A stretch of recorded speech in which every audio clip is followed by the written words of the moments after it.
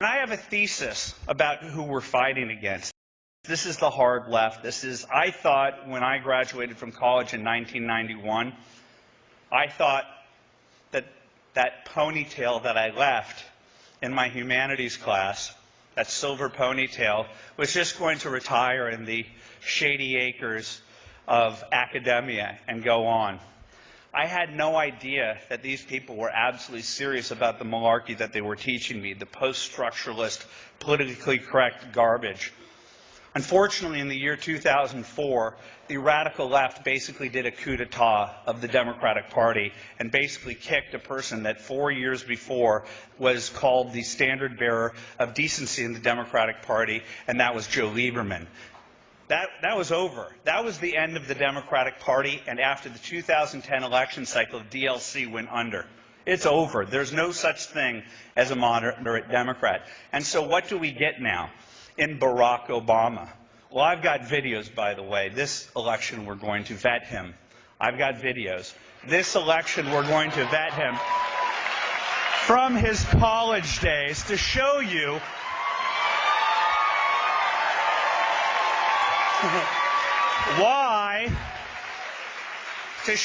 why racial division and class warfare are central to what Hope and Change was sold in 2008. The videos are going to come out.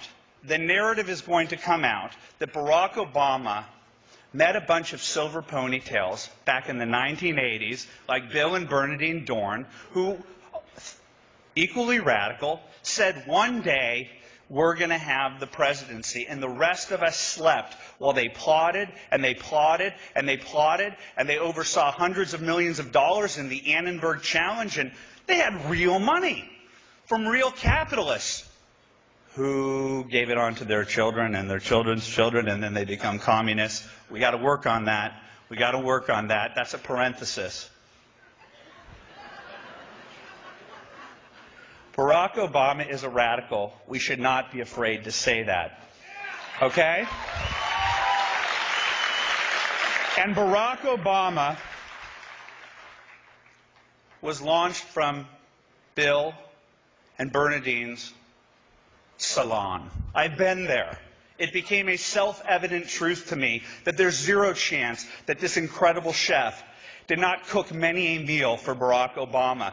Don't tell me ABC, CBS, and NBC I don't have that I can't posit that theory, because it's a self-evident truth. Just like it was a self-evident truth that he was with Jeremiah Wright, and just as it's a self-evident truth that when he was at Harvard, he was advocating for the worst of the worst to join the faculty. Radicals at Beirut on the Charles.